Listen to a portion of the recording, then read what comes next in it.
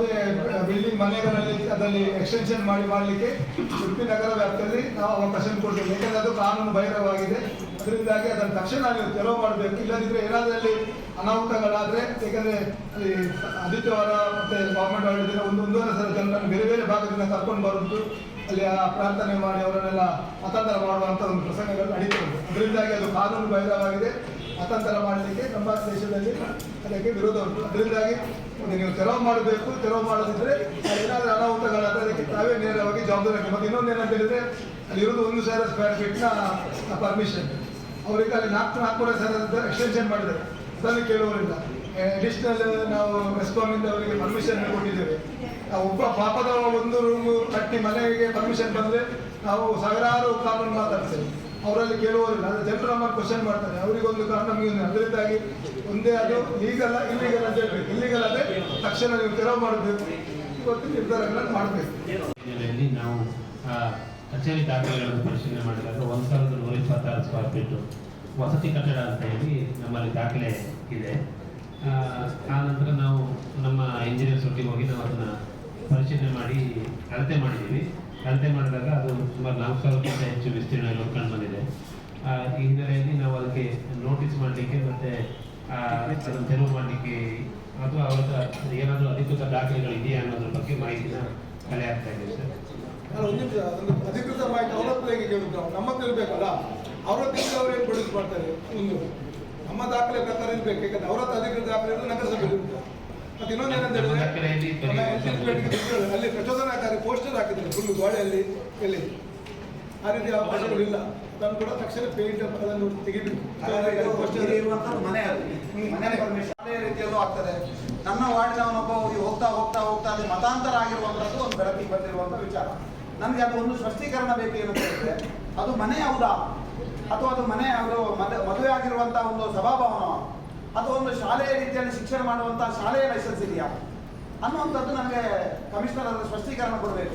ಏನು ಅಂತ ಅದರ ಮತಾಂತರ ಆಗ್ತಾ ಇದೆ ಅನ್ನೋ ಒಂದು ಸತ್ಯ. ಮತ್ತೊಂದು ನಂಗೆ ಗೊತ್ತಿದ್ದ ಮಟ್ಟಿಗೆ ಅಲ್ಲಿ 500ರಿಂದ 1,000 ಸ್ಕ್ವೇರ್ ಫೀಟಿನ ಪರ್ಮಿಷನ್ ಇರ್ಬೋದು.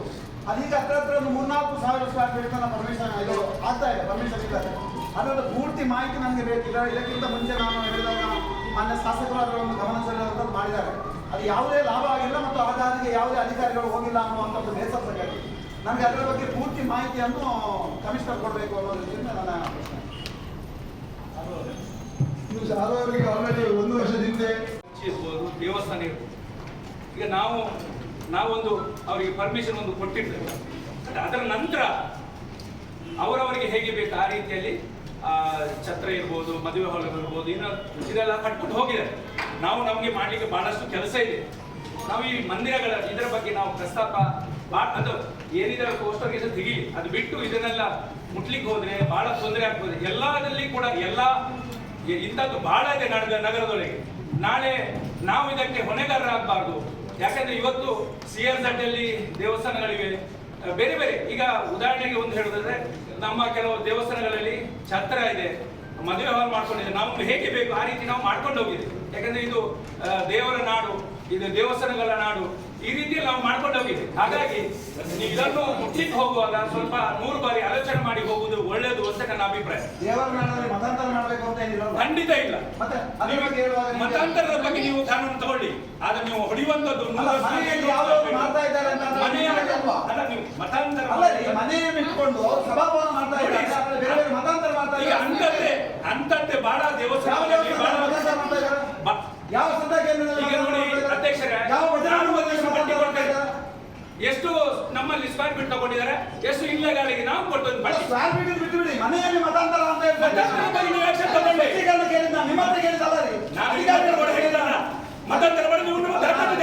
5 ವರ್ಷ ನಿಮ್ದು ಸರ್ಕಾರ ಇತ್ತು, ಏನ್ ಮಾಡಿದ್ರಿ? ನಿಮ್ದು ಸರ್ಕಾರ ಏನ್ ಮಾಡಿದ್ರಿ?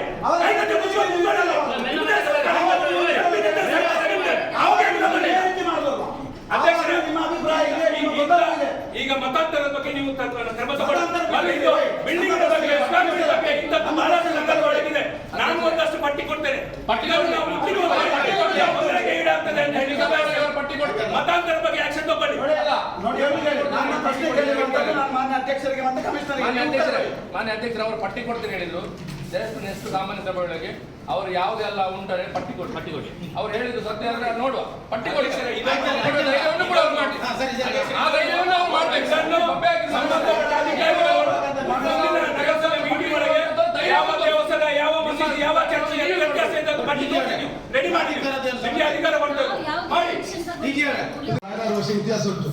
ಇದು ಇತ್ತೀಚೆಗಷ್ಟು ನಿರ್ಮಾಣ ಮಾಡಿ ಅಡಿಷನ್ ಮಾಡ್ತಾ ಹೋಗಿದೆ. ಅಲ್ಲಿ ಡೋರ್ ನಂಬರ್ ಇದ್ರಿಂದ ಅಂತ ಅದರರ್ಥ ಯಾರು ಇದು ಮನೆಯಲ್ಲಿ ಚರ್ಚೆ ಮಾಡಿ ಮತಾಂತರ ಮಾಡಿಲ್ಲ ಅಂತ ಹೇಳಿದ್ರೆ ನಮ್ಮಲ್ಲಿ ಅದನ್ನು ಒಪ್ಲಿಕ್ಕೆ ಆಗುದಿಲ್ಲ. ಅದು ಕಾನೂನು ಬಾಹಿರ.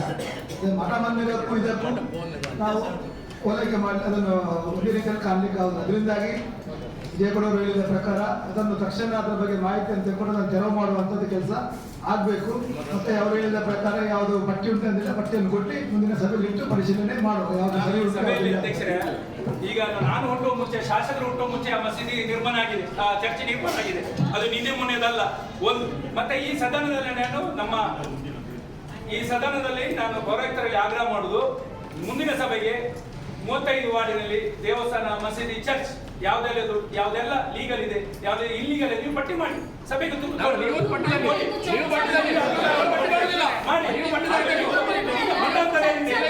ಮತಾಂತರ ಬಗ್ಗೆ ನೀವು ಆಕ್ಷನ್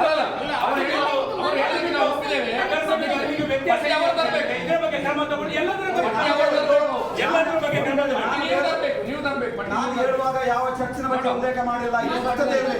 ನಾನು ಮನೆಯ ಬಗ್ಗೆ ಉಲ್ಲೇಖ ಮಾಡಿ ಕೇಳಿರುವಂತಹ ಪ್ರಶ್ನೆ ನಾನು ಹಾಗೆ ಮತಾಂತರ ಬಗ್ಗೆ ಇಲ್ಲ. ನಾನು ಹೇಳುವುದು ಕಟ್ಟಡ ಕೆಡುವಂತ ಅಧ್ಯಕ್ಷರ ಬಹಳಷ್ಟು ಉಡುಪಿ ಯಾಕೆ ಚರ್ಚೆ ಇನ್ನೊಂದು ತರ್ತಾರೆ. ಚರ್ಚೆ ಅಲ್ಲ, ಪ್ರಾರ್ಥನೆ ಮಂದಿರ ಆಗಿದೆ, ಪ್ರಾರ್ಥನೆ ಮಾಡ್ತಾ ಇದ್ದಾರೆ. ಅದು ಬಿಟ್ಟು ನೀವು ಬಿಲ್ಡಿಂಗ್ ಅನ್ನು ಕೆಡವಲಿಕ್ಕೆ ಹೋದ್ರೆ ಬಹಳಷ್ಟು ವ್ಯತ್ಯಾಸ ಇರುವಂತ ಬಿಲ್ಡಿಂಗ್ ಗಳಿದೆ. ಅದಕ್ಕೆ ನೀವು ಸಪೋರ್ಟ್ ಇದ್ದೀರಾ? ಇಲ್ಲ, ಖಂಡಿತ ಇಲ್ಲ. ನಾವು ಅದೇ ನೀವು ಕಟ್ಟಡ ಕೆಡವು ಮಾಡ್ತೀರಿ ಅಂತ ಹೇಳಿದ್ರೆ ಎಲ್ಲಿ ನಿಮ್ಮ ನಿಯಮ ಪ್ರಕಾರ ನೀವು ಮಾತಾಡ್ತೀರಿ ಯಾಕೆ